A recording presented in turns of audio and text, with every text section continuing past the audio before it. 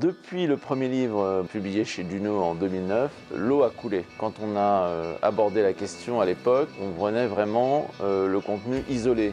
Par exemple, on s'intéressait aux films BMW, qui étaient des superbes petits bijoux, et on les regardait en disant ça, qu'est-ce que ça donne par rapport à la publicité. Nous sommes en 2020, l'idée maintenant c'est pas de se limiter à un contenu, c'est de s'intéresser à la stratégie éditoriale dans toute sa durée. Donc c'est la bibliothèque de contenu, c'est des méthodologies pour appréhender l'ensemble de l'écosystème éditorial, c'est une organisation du contenu par piliers thématiques avec une volonté de servir une mission éditoriale.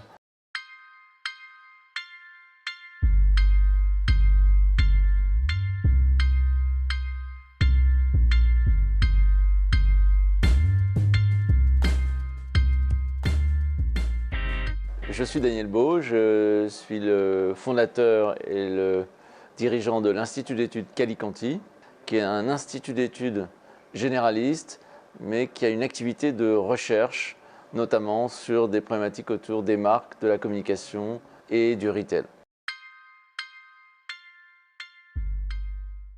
Il y a eu Branded Content qui existe depuis une vingtaine d'années, Content Marketing, Brand Content, Branded Entertainment.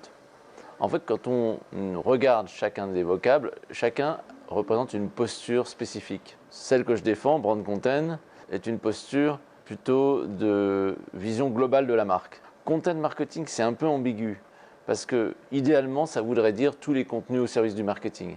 Mais en fait, le créateur du Content Marketing, Joe Pulizzi, c'est un journaliste qui n'aime pas trop le marketing et qui donc considère le Content Marketing comme un moyen d'attirer le consommateur pour ensuite le relier à la marque. Branded Content, ça évoque plus l'idée de contenu sponsorisé. On crée du contenu et on associe une marque dessus. Branded Entertainment, ça évoque le contenu émotionnel, spectaculaire, artistique.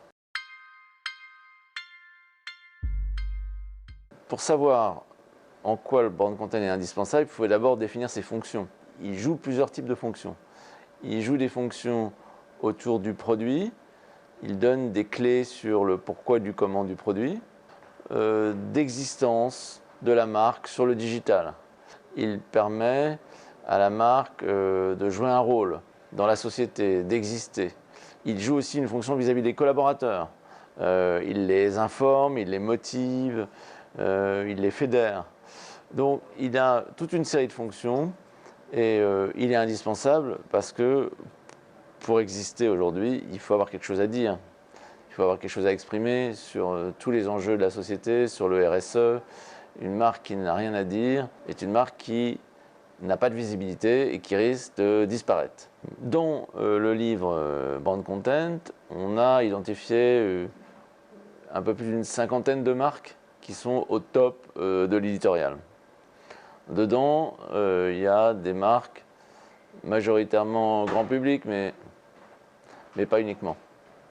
Loin de là. Les marques du secteur du luxe sont souvent très à la pointe. Les marques du secteur technologique sont bien en avance. L'automobile. Havana Club est très réputé parce qu'ils ont depuis plus d'une décennie développé du contenu éditorial sur la culture de la Havane.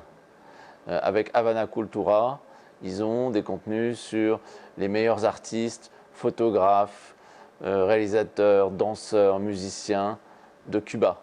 Et c'est normal parce que l'État cubain détient 50% d'Havana Club et donc c'est intéressant que la culture cubaine authentique vienne nourrir cette marque.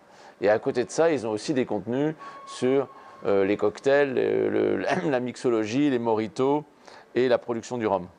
Moi, j'ai été frappé par la montée en puissance des cabinets de stratégie. McKinsey, Capgemini sont devenus des auteurs de papiers sur l'avenir de l'économie, sur la société, très important en nombre et en qualité. Après, moi, j'ai mes favoris dans le domaine du B2B.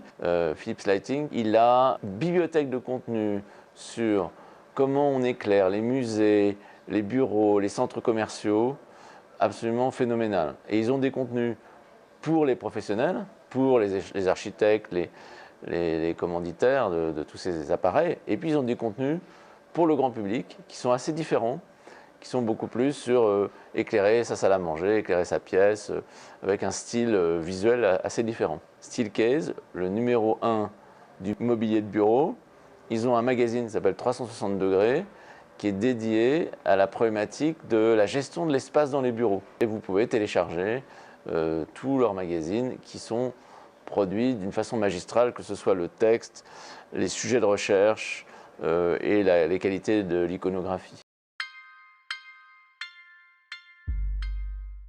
Sur Facebook, énormément de messages sont des boucles d'images. Moi, j'appelle ça des fiches produits animés. Et ils ont un potentiel de conversion supérieur à la publicité parce que c'est très orienté, produit, incitation à consommer, à découvrir un produit. Et ce genre de communication, c'est assez difficile de les mettre ailleurs. Donc se priver d'un média qui permet de diffuser du product content, parce que pour le coup c'est du product content, ça me paraît délicat. Si on a un message institutionnel sur une histoire autour de la marque, on peut avoir le luxe de se passer de Facebook. Je ne vois pas aujourd'hui énormément de médias qui ont la puissance et la capacité de ciblage de Facebook pour le product content.